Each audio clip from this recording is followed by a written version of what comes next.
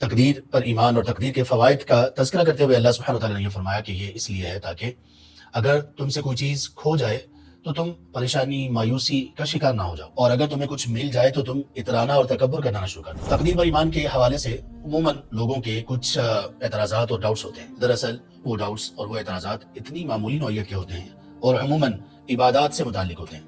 آپ کو کوئی بھی شخص تقدیر پر اعتراض کرنے والا ایسا نہیں دکھائی دے گا کہ جو اپنے رزق پر، اپنی عمومی روٹین پر یا جس چیز کا اس کو فائدہ ہو رہا ہے اس پر وہ اعتراض کرتا دکھائی دے۔ یہاں پر ایک اور بھی ڈاؤٹ ہے، وہ ڈاؤٹ یہ ہے کہ لوگ یہ کہتے ہیں کہ جب اللہ سبحانہ وتعالیٰ نے ہمارے بارے میں لکھ دیا کہ ہم نے یہ کرنا ہے اور یہ کرنا ہے تو پھر ہمارے لیے جہنم کیوں؟ ان مخلوقات کے پیدا کرنے کے بعد کب کس موقع پر کیا ہوگا، ایک ایک چیز کی پوری تفصیل اللہ سبحانہ وتعالیٰ کے علم میں تھی اور اللہ سبحانہ وتعالیٰ نے اس کو لکھوا لیا۔ ایسا نہیں ہے کہ لوگ مجبور ہوں وہ کرنے پر جو اللہ سبحانہ وتعالیٰ نے اپنی مشیت سے کیا اور جو اللہ تبارک وتعالیٰ نے تقدیر میں لکھا، ایسا نہیں ہے۔ اور ایسا بھی نہیں ہے کہ انسان مختار کل ہو، جو چاہے وہ کر لے، اور ان دونوں کی دلیل ہمارے سامنے بڑی ہی واضح ہے۔ اگر اس دنیا میں کفر و نافرمانی ہے تو اس کا مطلب یہ ہے کہ اللہ تبارک وتعالیٰ کی مشیت یہ ہے کہ لوگوں کو اختیار دیا جائے۔ دو جملے یاد رکھیے اور دو جملوں میں فرق یاد رکھیے، پھر انسان کو اس شبے کا کہ جب اللہ تبارک وتعالیٰ نے سب کچھ لکھ لیا تو پھر ہمارا محاسبہ کیوں، ہم سے حساب کیوں لیا جائے گا، تو یہ چیز اللہ سبحانہ وتعالیٰ نے جو مقرر کر رکھی ہے یہ ہم آرام سے دو جملوں کے ذریعے سے سمجھ سکتے ہیں۔ پہلا جملہ، اللہ سبحانہ وتعالیٰ نے اگر میری تقدیر میں کوئی نقصان نہیں لکھا تو مجھے دنیا ساری اکٹھی ہو جائے تو مجھے نقصان نہیں پہنچا سکتی۔ انسان کتنا بہادر بن جاتا ہے، یہی بہادری تھی انبیاء علیہ السلام میں اور ان کے فالوورز میں، کیونکہ وہ تقدیر کے اس حصے پر پوری طرح سے ایمان رکھتے تھے۔ ان الذين آمنوا وعملوا الصالحات اولئك هم خير البرية۔ بسم اللہ الرحمن الرحیم۔ ارکان ایمان کا چھٹا اور آخری رکن ہے تقدیر پر ایمان۔ تقدیر پر ایمان انتہائی دلچسپی کا حامل ہے اور انسان کے ایمان کو بہت بڑھا دینے والا، اور انسان کو اللہ سبحانہ وتعالیٰ کے وسیع علم، ایسا علم کہ جس کا کوئی احاطہ نہیں کر سکتا، اس کی کچھ تھوڑی سی شکل و صورت اور اس کا کچھ معمولی سا ادراک انسان کے سامنے رکھنے والا ہے۔ تقدیر پر ایمان بندے کو کبھی بھی ڈاؤن نہیں ہونے دیتا۔ تقدیر پر ایمان بندے کو کبھی بھی ہمت نہیں ہارنے دیتا۔ تقدیر پر ایمان انسان کو کبھی بھی متکبر نہیں بننے دیتا۔ تقدیر پر ایمان بندے کو کبھی بھی ناشکرا نہیں بننے دیتا، انسان کو کبھی بھی مایوس نہیں ہونے دیتا۔ تقدیر پر ایمان کے بہت سارے فوائد اور بہت سارے فروٹس ہیں۔ اللہ سبحانہ وتعالیٰ کا ارشاد ہے سورۃ الحدید میں آیت نمبر 23 میں، لِكَيْ لَا تَأْسَوْا عَلَىٰ مَا فَاتَكُمْ وَلَا تَفْرَحُوا بِمَا آتَاكُمْ۔ تقدیر پر ایمان اور تقدیر کے فوائد کا تذکرہ کرتے ہوئے اللہ سبحانہ وتعالیٰ نے یہ فرمایا کہ یہ اس لیے ہے تاکہ اگر تم سے کوئی چیز کھو جائے تو تم پریشانی مایوسی کا شکار نہ ہو جاؤ، اور اگر تمہیں کچھ مل جائے تو تم اترانا اور تکبر کرنا نہ شروع کر دو۔ تقدیر پر ایمان کے حوالے سے عموماً لوگوں کے کچھ اعتراضات اور ڈاؤٹس ہوتے ہیں۔ دراصل وہ ڈاؤٹس اور وہ اعتراضات اتنی معمولی نوعیت کے ہوتے ہیں اور عموماً عبادات سے متعلق ہوتے ہیں۔ آپ کو کوئی بھی شخص تقدیر پر اعتراض کرنے والا ایسا نہیں دکھائی دے گا کہ جو اپنے رزق پر، اپنی عمومی روٹین پر یا جس چیز کا اس کو فائدہ ہو رہا ہے اس پر وہ اعتراض کرتا دکھائی دے۔ تقدیر پر ایمان ہے کیا؟ تقدیر پر ایمان دراصل یہ ہے کہ اللہ سبحانہ وتعالی ہر ایک چیز کو ازل سے ابد تک ہونے والی ہر ایک اللہ کی طرف سے جو حرکت ہے یا جو سکون ہے یا جو تخلیق ہے یا جو بھی معاملات ہیں مخلوقات کے، ان سب کو اللہ سبحانہ وتعالی پوری طرح سے جانتے ہیں۔ اللہ تبارک و تعالیٰ کا یہ وسیع علم، یہ عظیم علم اتنا وسیع، اتنا کریکٹ، اتنا پرفیکٹ اور اتنا ایکوریٹ ہے کہ اس میں ایک مونو سیکنڈ اور ایک بال برابر اور اس سے بھی باریک کوئی فرق نہیں ہے، کوئی کمزوری، کوئی ایسی چیز کہ جس میں کوئی اونچ نیچ ہو، ایسا کچھ بھی نہیں ہے۔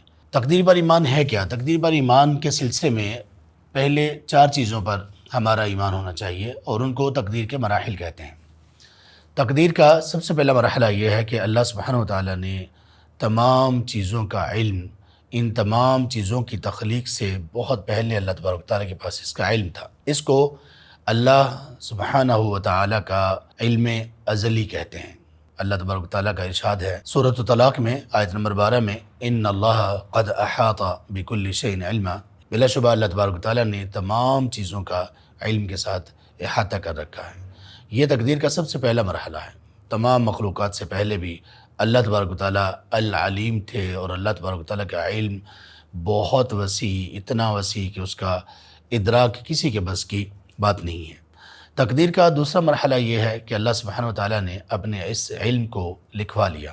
اللہ تبارک و تعالیٰ کا فرمان ہے سورۃ الحدید میں آیت نمبر 22 میں، ما اصاب من مصیبت فی الارض ولا فی انفسکم الا فی کتاب من قبل ان نبرأها، کہ تمہیں جو بھی کوئی مصیبت، کوئی بھی واقعہ پہنچتا ہے تو وہ تمہارے اپنے نفسوں میں ہو، وہ زمین میں ہو، ولا فی انفسکم، یا تمہارے نفسوں میں ہو، تمہیں کوئی بھی مصیبت جو پہنچتی ہے وہ اس کا تعلق تمہاری جان سے ہو یا زمین میں جو بھی کوئی ایسی صورتحال پیدا ہوتی ہے تو وہ اس کے پیدا ہونے سے پہلے وہ اللہ کی کتاب میں موجود تھی۔ اللہ کے رسول صلی اللہ علیہ وآلہ وصحبہ وسلم نے ارشاد فرمایا، ان اللہ کتب مقادیر الخلق قبل ان یخلق السماوات والارض ب50 عاما۔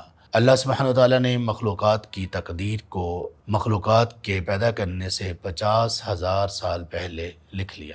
اللہ کا علم اتنا وسیع ہے، اللہ کے علم میں تھا کہ پوری کائنات میں ان مخلوقات کے پیدا کرنے کے بعد کب، کس موقع پر کیا ہوگا، ایک ایک چیز کی پوری تفصیل اللہ سبحانہ وتعالیٰ کے علم میں تھی، اور اللہ سبحانہ وتعالیٰ نے اس کو لکھوا لیا۔ اللہ کے رسول صلی اللہ علیہ وآلہ وصحبہ وسلم نے ارشاد فرمایا کہ سب سے پہلی چیز جو اللہ تبارک و تعالیٰ نے پیدا کی وہ ہے قلم۔ پھر اللہ تعالیٰ نے اس کو حکم دیا اکتب، کہ لکھو، اور اس نے جو کچھ ہونے والا تھا سب کچھ کو لکھ لیا۔ یہ تقدیر کا دوسرا مرحلہ ہے۔ تقدیر کا تیسرا مرحلہ یہ ہے، اس کو کہتے ہیں اللہ تبارک و تعالیٰ کی مشیت۔ وَمَا تَشَاءُونَ إِلَّا أَن يَشَاءَ اللہ، تم جو چاہتے ہو وہ اصل نہیں ہے، اصل وہ ہے جو اللہ سبحانہ و تعالیٰ کی چاہت ہے۔ مشیت کا معنی یہ ہے کہ اس دنیا میں جو کچھ بھی ہو رہا ہے، اس کائنات میں جو کچھ بھی ہو رہا ہے، وہ اللہ تبارک و تعالیٰ کے اذن اور کنٹرول میں رہتے ہوئے ہو رہا ہے۔ اس کا مطلب یہ ہے کہ اللہ سبحانہ و تعالیٰ نے اس زندگی کو ایک امتحان بنایا، اور اس امتحان میں انسان کو یہ اختیار دیا کہ اچھائی اور برائی میں سے جو چاہتا ہے اپنے لیے منتخب کر لے۔ انسان کی اپنی ایک مشیت ہے، انسان کا اپنا ایک ارادہ ہے۔ اب انسان کا ارادہ بھی اللہ تبارک و تعالیٰ کے ارادے کے تحت ہے۔ انسان کا ارادہ وہی ہوتا ہے جو اللہ سبحانہ و تعالیٰ کی قدرت اور کنٹرول میں ہوتا ہے۔ ہاں، یہ الگ بات ہے کہ مشیت اور رضا میں فرق ہے۔ مشیت کا مطلب ہے کہ اللہ تبارک و تعالیٰ کے کنٹرول میں سب کچھ ہونا، اور رضا کا مطلب یہ ہے کہ وہ تمام امور جو اللہ تبارک و تعالیٰ کو پسند ہیں۔ اللہ تبارک و تعالیٰ کو گناہ پسند نہیں، ولا یرضی لعبادہ الکفر، اللہ کو اپنے بندوں سے کفر پسند نہیں ہے، لیکن اس دنیا میں کفر ہے، اور یہ کفر اللہ سبحانہ و تعالیٰ کی قدرت اور اختیار سے باہر نہیں ہے، بلکہ اللہ تبارک و تعالیٰ کی قدرت اور اختیار کے اندر ہے۔ لیکن ہے کیوں؟ امتحان ہے۔ اللہ تبارک و تعالیٰ نے اس دنیا کو امتحان کی جگہ بنایا ہے۔ تو اللہ تبارک و تعالیٰ کی مشیت ہے، اللہ تبارک و تعالیٰ کے اذن اور کنٹرول میں تمام کی تمام چیزیں ہیں۔ یہ تقدیر کا تیسرا مرحلہ ہے۔ تقدیر کا چوتھا مرحلہ تخلیق کا ہے، کہ اس دنیا میں ہر ایک چیز اللہ تبارک و تعالیٰ کی مخلوق ہے، یہاں تک کہ انسان جو عمل کرتا ہے وہ بھی اللہ سبحانہ و تعالیٰ کی ہی مخلوق ہے۔ اللہ تعالیٰ کا فرمان ہے وَاللَّهُ خَلَقَكُمْ وَمَا تَعْمَلُونَ، اللہ تعالیٰ نے تمہیں پیدا کیا اور جو تم عمل کرتے ہو اس کو بھی پیدا کیا۔ اہل علم کا یہ عقیدہ ہے کہ افعال العباد، بندوں کے جو کام اور عمل ہیں وہ بھی اللہ تبارک و تعالیٰ کی مخلوق ہیں۔ ان کو مخلوق اس لیے کہا گیا کہ جو شخص جو بھی کرتا ہے اس کو کرنے کے وسائل، طاقت، استطاعت ساری وہ اللہ کی طرف سے ہوتی ہے، تو گویا وہ بھی اللہ کی طرف سے ہی ہے۔ ان سب چیزوں کا مطلب یہ ہے کہ ہر چیز اللہ تبارک و تعالیٰ کے کنٹرول میں، اس کی مشیت اور قدرت کے تحت ہے، لیکن اس زمین پر، لیکن اس زندگی میں اللہ تبارک و تعالیٰ نے لوگوں کو کچھ اختیار دے رکھا ہے۔ اب لوگوں کی مشیت، لوگوں کا ارادہ یا لوگوں کی جو ایک مرضی ہے اور اختیار ہے وہ اللہ سبحانہ وتعالیٰ کے اختیار سے ٹکراتا نہیں ہے۔ ایسا نہیں ہے کہ لوگ مجبور ہوں وہ کرنے پر جو اللہ سبحانہ وتعالیٰ نے اپنی مشیت سے کیا اور جو اللہ تبارک و تعالیٰ نے تقدیر میں لکھا، ایسا نہیں ہے۔ اور ایسا بھی نہیں ہے کہ انسان مختار کل ہو، جو چاہے وہ کر لے۔ اور ان دونوں کی دلیل ہمارے سامنے بڑی ہی واضح ہے۔ کتنے کام ایسے ہیں جو ہم اپنی مرضی سے کر سکتے ہیں، اور کتنے کام ایسے ہیں جو ہمارے اختیار اور مرضی میں نہیں ہوتے، ہمارا قد کاٹ، ہماری نسل، ہماری رنگت اور ہماری زندگی اور ہمارے موت قطعاً ہمارے ہاتھ میں نہیں ہے، اور جن چیزوں کا اختیار ہمارے ہاتھ میں ہے وہ بھی اللہ تبارک و تعالیٰ کی مشیت، قدرت، کنٹرول کے تحت ہے، اور اسی کے تحت ہمیں اختیار ملا ہے، اور جن چیزوں میں ہمیں اختیار ہے انہی چیزوں میں ہمارا امتحان ہے، اور انہی چیزوں کے بارے میں ہم سے سوال کیا جائے گا۔ جو چیز انسان کے بس میں نہیں، جو چیز انسان کے اختیار میں نہیں، اللہ تبارک و تعالیٰ اس کے متعلق انسان سے پوچھیں گے نہیں۔ مثال کے طور پر اللہ تعالیٰ انسان سے یہ نہیں پوچھیں گے کہ تمہاری کاسٹ یہ کیوں تھی، تمہارا قد اتنا کیوں تھا، تمہاری رنگت ایسی کیوں تھی۔ یہ ہے تقدیر کے 4 مراحل۔ تقدیر کو سمجھنے کے لیے ایک دوسری چیز جس کو سمجھنا انتہائی ضروری ہے وہ ہے تقدیر لکھے جانے کے 4 مراحل، وہ بھی 4 ہی ہیں۔ تقدیر لکھے جانے کے 4 مراحل میں سب سے پہلا مرحلہ اس کو کہتے ہیں التقدیر الازلی۔ اس کا مطلب یہ کہ اللہ تبارک و تعالیٰ نے ازل سے مخلوقات سے بھی پہلے تقدیر کو لکھ لیا۔ تقدیر کا معنی ہے اندازہ، اور اللہ کی تقدیر سے مراد یہ ہے کہ اللہ سبحانہ و تعالیٰ کا وہ ایکیوریٹ اور بالکل کامل اور اکمل اندازہ جو اللہ سبحانہ و تعالیٰ نے مخلوقات کے پیدا ہونے سے پہلے ہی لگا لیا، اور اللہ سبحانہ و تعالیٰ نے سب کچھ کو جان لیا۔ یہ تقدیر ازلی ہے جو تمام چیزوں سے پہلے اللہ سبحانہ و تعالیٰ کے علم میں تھی، اور اللہ تبارک و تعالیٰ نے اس کو مخلوقات کے پیدا کرنے سے 50,000 سال پہلے لکھوا لیا۔ تقدیر کے لکھنے کا دوسرا مرحلہ یہ ہے، اس کو کہتے ہیں التقدیر العمری۔ انسان کی پوری عمر کی تقدیر وہ کب لکھی جاتی ہے؟ جب انسان اپنی ماں کے پیٹ میں تخلیق کے ان مراحل میں ہوتا ہے کہ اس کے اعضاء کو مکمل کر دیا جاتا ہے، اور ماں کے پیٹ میں ہی اس میں روح پھونکی جاتی ہے 4 ماہ کے بعد۔ اس وقت اللہ سبحانہ و تعالیٰ اس کی پوری عمر کی تقدیر لکھنے کا حکم دیتے ہیں۔ اللہ کے رسول صلی اللہ علیہ وآلہ وسلم نے ارشاد فرمایا، صحیح بخاری اور صحیح مسلم میں یہ حدیث ہے کہ اللہ تبارک و تعالیٰ اس موقع پر فرشتوں کو بھیجتے ہیں اور اس کو حکم دیتے ہیں کہ اس میں روح پھونکو، وَيُؤْمَرُ بِكَتْبِ 40، اور 4 چیزیں لکھنے کا حکم دیتے ہیں، بِكَتْبِ رِزْقِهِ وَأَجَلِهِ وَعَمَلِهِ وَشَقِيٌّ وَسَعِيدٌ۔ سب سے پہلے اللہ تعالیٰ حکم یہ دیتے ہیں کہ پہلی چیز یہ لکھو کہ اس بندے کا رزق کیا، کہاں سے، کتنا اور کیسے ہوگا۔ دوسری چیز لکھو کہ اس کی عمر کتنی ہوگی، اور تیسرا یہ لکھو کہ اس کا عمل کیا ہوگا، یہ خود کیا کرے گا، اور چوتھے نمبر پر یہ لکھو کہ اس کا آخر میں انجام کیا ہوگا۔ یہ تقدیر کا دوسرا مرحلہ ہے، اس کو کہتے ہیں التقدیر السنوی، یعنی سالانہ تقدیر۔ تیسرے نمبر پر تقدیر لکھنے کا تیسرا مرحلہ ہے، اس کو کہتے ہیں التقدیر السنوی۔ تقدیر سنوی، سالانہ تقدیر، وہ لیلۃ القدر کو لکھی جاتی ہے، وہ رات جس کی عبادت 1000 مہینے کی عبادت سے بہتر ہے۔ تنزل الملائکۃ والروح فیہا بإذن ربہم من کل امر سلام ہی حتی مطلع الفجر۔ یہ جو کہا گیا کہ فرشتے اپنے رب کے حکم سے ہر ایک معاملے کو لے کر اترتے ہیں، اس کی مزید وضاحت کی گئی سورہ الدخان کی آیت نمبر 4 میں، فیہا یفرق کل امر حکیم، اس میں ہر ایک محکم چیز کا فیصلہ کیا جاتا ہے۔ تو یہ وہ رات ہے جس میں آئندہ سال بھر کے لیے فرشتوں کو انسان کی تقدیر وہ دے دی جاتی ہے کہ فلاں بندے کی یہ تقدیر ہے آئندہ سال کے لیے۔ چوتھا مرحلہ اور آخری مرحلہ تقدیر کے لکھنے کا وہ یہ ہے روزانہ کی تقدیر۔ روزانہ کی تقدیر کیا ہے؟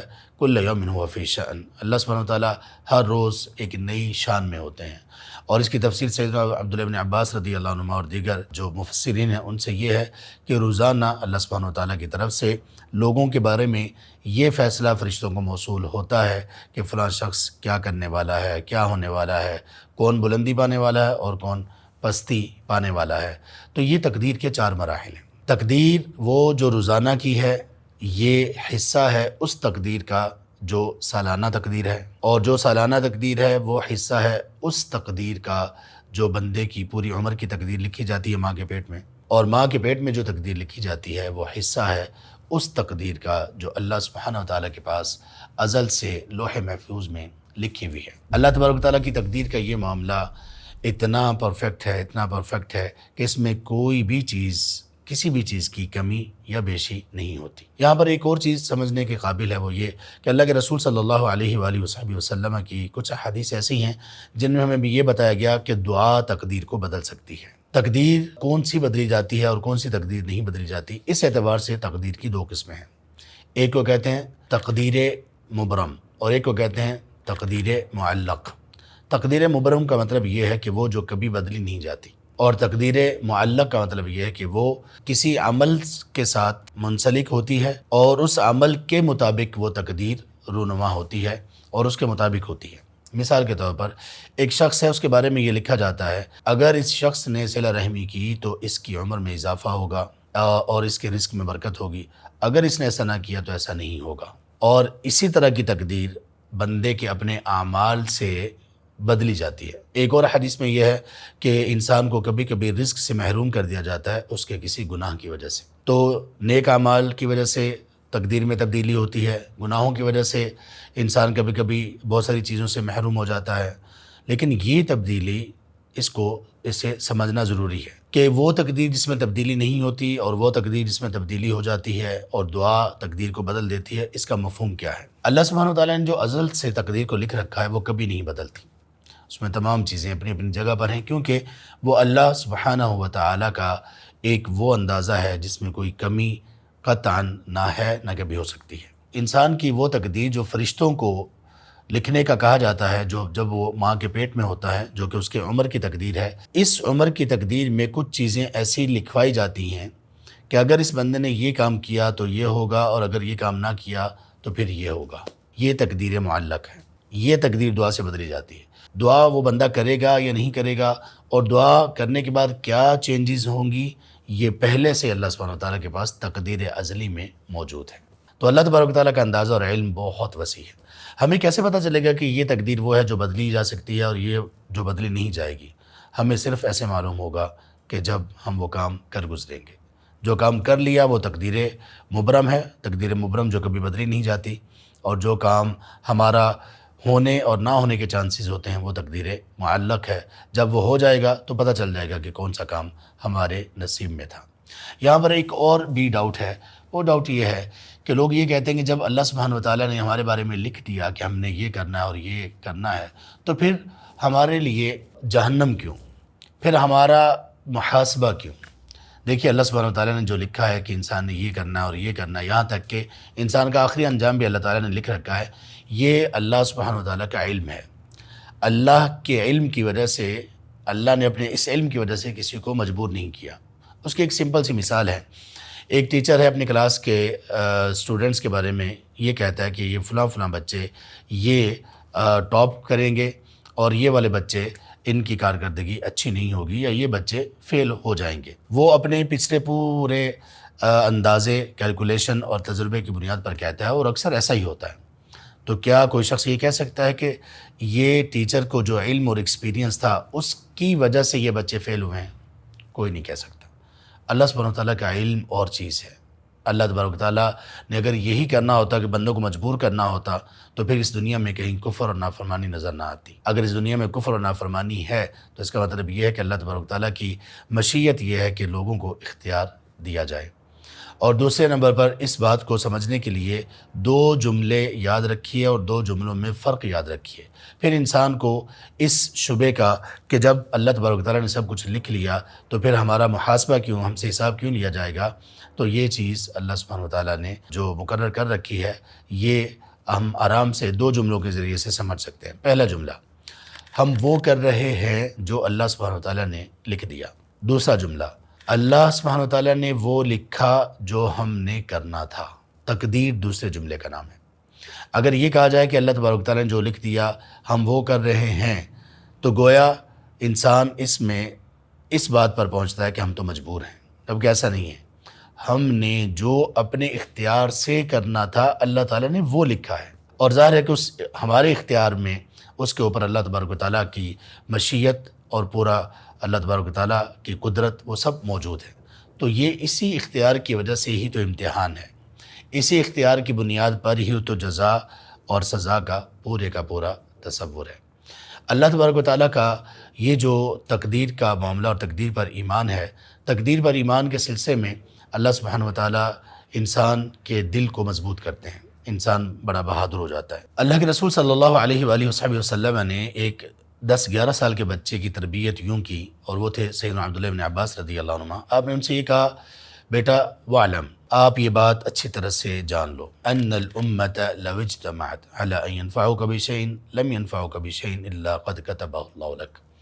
ساری دنیا اگر اس بات پر جمع ہو جائے کہ آپ کو کسی طرح کا فائدہ پہنچائے تو یاد رکھیں کہ آپ کو صرف اتنا ہی فائدہ لوگ پہنچا سکیں گے جتنا اللہ تبارک و تعالیٰ نے لکھ دیا۔ اور یہ بھی جان لو ان الامت لو اجتمعت علی ان یضروک بشیء لم یضروک بشیء الا قد کتبہ اللہ علیک۔ پوری دنیا اگر اس بات پر جمع ہو جائے کہ لوگ آپ کو نقصان پہنچانا چاہیں تو آپ کو نقصان نہیں پہنچا سکتے ما سوائے اتنے کے جتنا اللہ نے آپ کے لیے آپ کی تقدیر میں لکھ دیا۔ اور آخر میں آپ صلی اللہ علیہ وسلم نے فرمایا کہ رفعت الاقلام وجفت الصحف، دیکھو قلمیں اٹھا لی گئیں اور صحیفے خشک ہو گئے۔ کیا مطلب؟ یہ اللہ تبارک و تعالیٰ کی تقدیر ہے جو کہ بڑی پختہ ہے اور اس کو لکھا جا چکا ہے، یہ اسی طرح سے ہوگا۔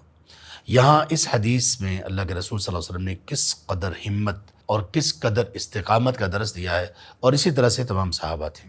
آپ دیکھیے کہ اگر ہمیں کسی بات کی پریشانی ہو اور ہمارے ذہن میں یہ آ جائے کہ کچھ بھی ہو جائے، اللہ سبحانہ و تعالیٰ نے اگر میری تقدیر میں کوئی نقصان نہیں لکھا تو مجھے دنیا ساری اکٹھی ہو جائے تو مجھے نقصان نہیں پہنچا سکتی۔ انسان کتنا بہادر بن جاتا ہے۔ یہی بہادری تھی انبیاء علیہ السلام میں اور ان کے فالوورز میں، کیونکہ وہ تقدیر کے اس حصے پر پوری طرح سے ایمان رکھتے تھے۔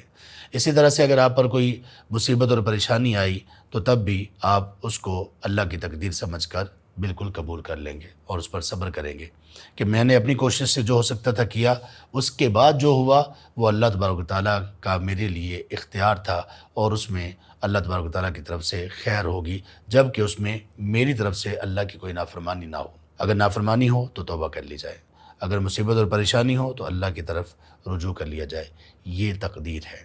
تقدیر انسان کو مضبوط بناتی ہے، قوی بناتی ہے۔ اس لیے اللہ کے رسول صلی اللہ علیہ وسلم نے ارشاد فرمایا، انسان کو جب کبھی کوئی مصیبت کوئی پریشانی پہنچے تو وہ بجائے کوئی شکوے شکایت اور یہ کہنے کہ میں اگر ایسا کر لیتا تو یوں ہو جاتا، ایسا کر لیتا تو یوں ہو جاتا، بلکہ صرف وہ یہ کہ قدر اللہ ما شاء فعل، اللہ تبارک و تعالیٰ نے جو میری تقدیر میں لکھا اور جو چاہا وہ کر دیا۔ یہ ایک جملہ کہہ کر انسان بہت بڑی بڑی پریشانیوں کا آرام سے آسانی سے سامنا کر لیتا ہے۔ اور دوسرا جملہ انا للہ و انا الیہ راجعون، یہ بھی تقدیر پر ایمان کا ایک انتہائی بڑا شاہکار ہے کہ انسان بڑی سے بڑی مصیبت کو صرف یہ جملہ کہہ کر بالکل اس کا غم اور اس کی پریشانی کو دل سے نکال دیتا ہے۔ تقدیر پر ایمان رکھنے والے لوگ کبھی ایسا نہیں ہوگا کہ ان کو ہارٹ اٹیک آ جائے پریشانی کی وجہ سے۔ تقدیر پر ایمان رکھنے والے لوگ کبھی ڈپریشن کا شکار نہیں ہوتے۔ تقدیر پر ایمان رکھنے والے لوگ کبھی مایوس نہیں ہوتے۔ آئیے ایمان کو سیکھیں اور ایمان کی روشنی اور ایمان کے سائے میں زندگی گزاریں۔ بارک اللہ فیکم، والسلام علیکم ورحمۃ اللہ وبرکاتہ۔